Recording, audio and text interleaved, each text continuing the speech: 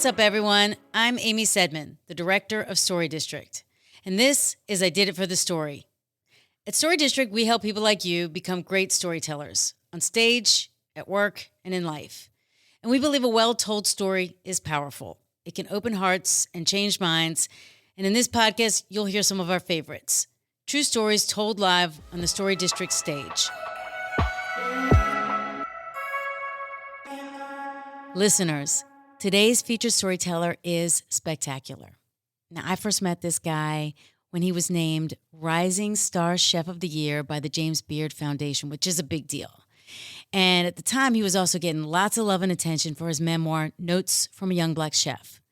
Since then, his Lincoln Center spot, Tatiana, was named the #1 restaurant in New York City by the New York Times. And now the biggest and best news is that he's coming back to D.C., and he's opening a new restaurant at the Salamander Hotel. So I'm excited to introduce our storyteller, Kwame Onwuachi.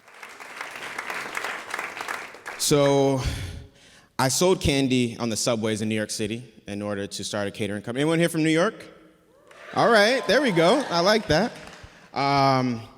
And I was a 20-year-old candy seller, which is fine. That's okay. We figure out everything on our own time.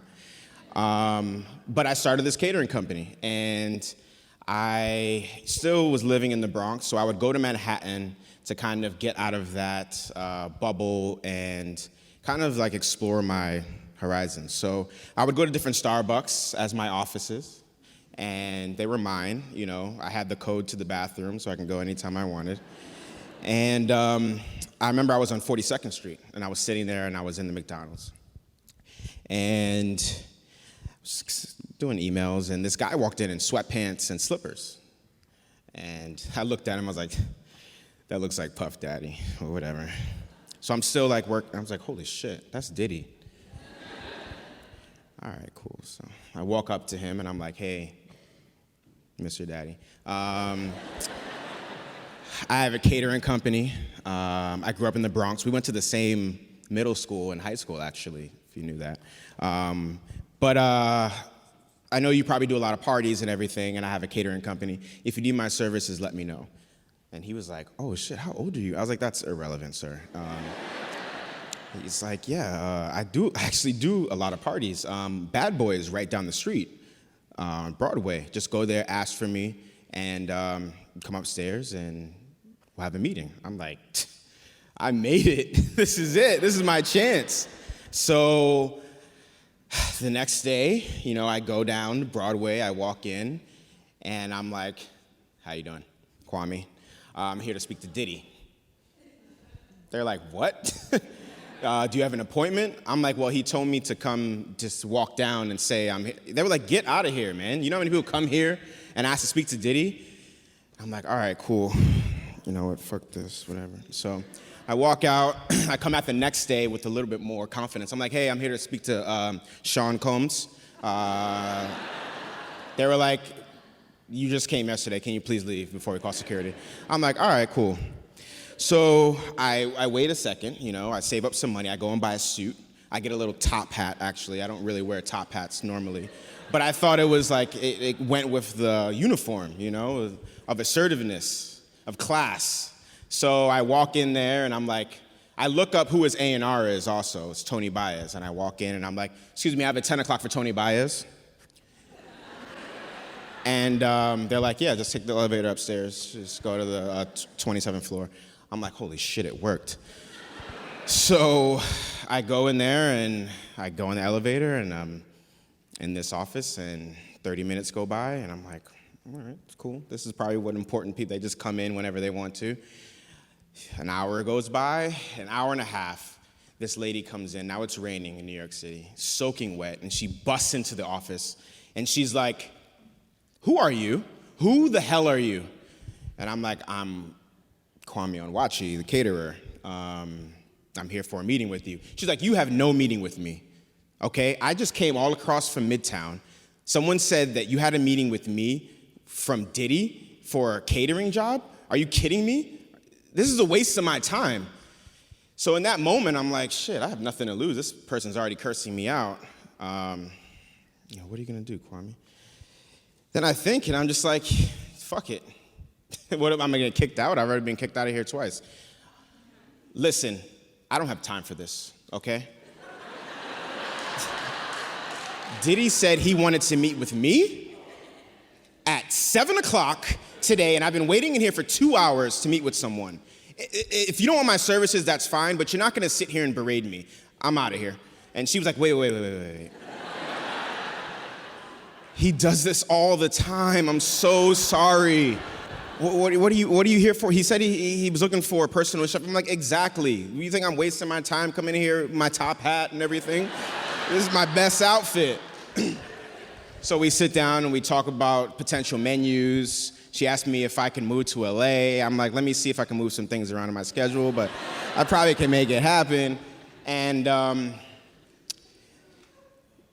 she's like, all right, well, let's keep in touch. And I'm like, all right, you got my information.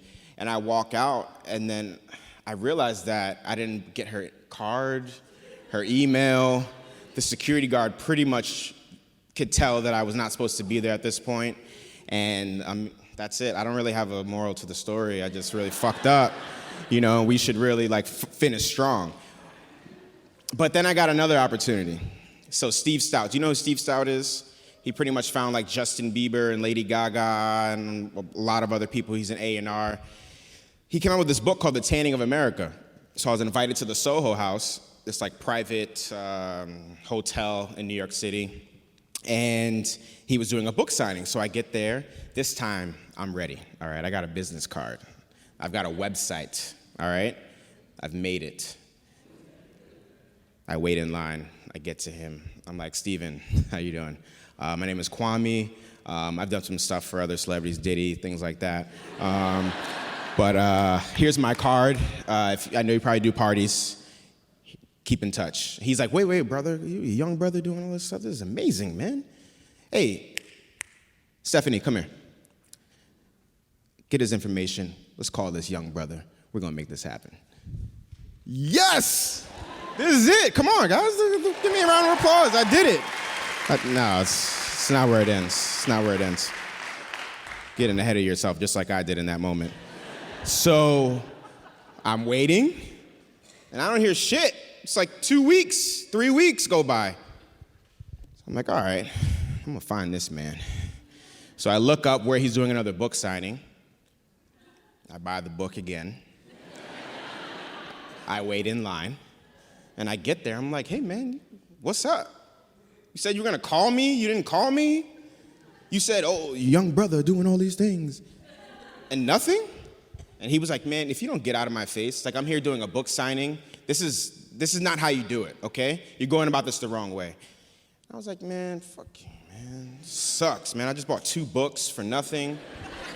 But then a lady's like, wait. Did you say you were a caterer?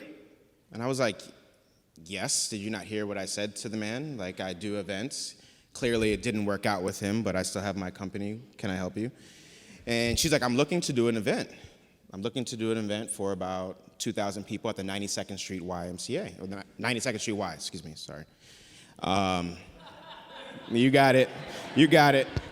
And I was like, okay, cool. Why don't you come to my office and we'll do an event. We'll do a tasting. She's like, all right, great.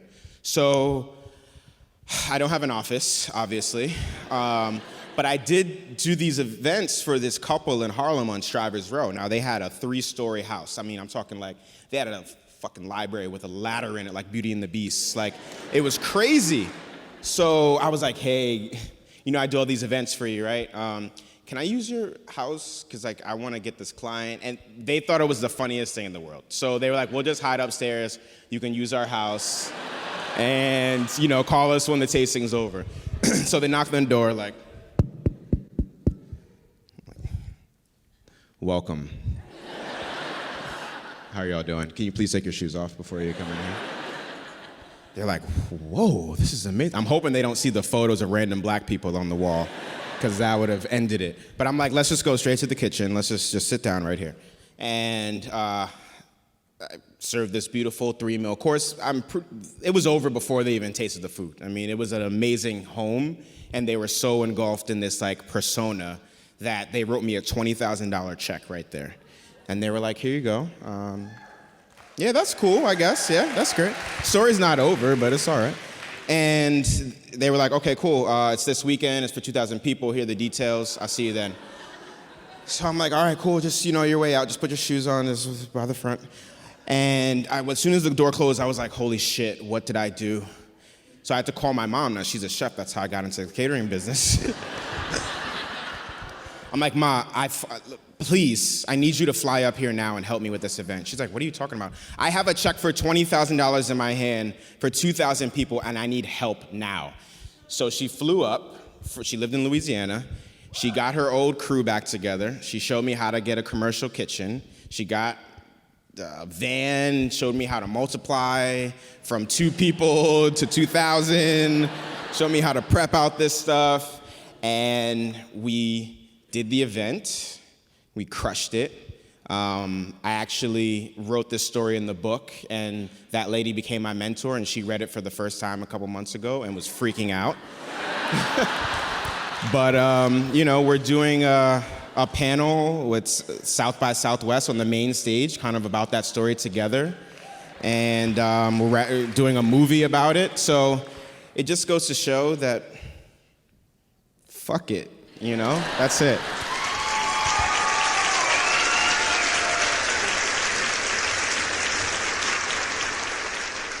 Let's give it up for our storyteller, Kwame Onwuachi. So grateful I got to meet him and work with him. His story totally inspires me by the way just how much he believed in himself. The power of the fake it till you make it, approach. Honestly, I don't have the tatas for that, I don't think, but I'd like to. So it's like a go-to inspiration for me to just keep doing what I do and stretch myself and kind of like be the better version of myself, or the version of myself that I'm hoping to meet, and just like make these big shoes and just step into them, even if I'm not ready. Just step into the bigger shoes and make it happen. So I hope this story is getting you to think about your own stories, and Story District can help. We have classes, coaching, consulting. We work with businesses. We work with individuals. We have lots of stuff in person in the Washington, D.C. area, but we also do stuff online. You can find out all about all of this stuff at our website, storydistrict.org. Join our mailing list. Follow us on social media. Check out our YouTube. All the above. Plus, remember to subscribe to this podcast, tell your friends about it, and leave a review. All of that really helps. Until next time, I'm Amy Saidman, and this is I Did It for the Story.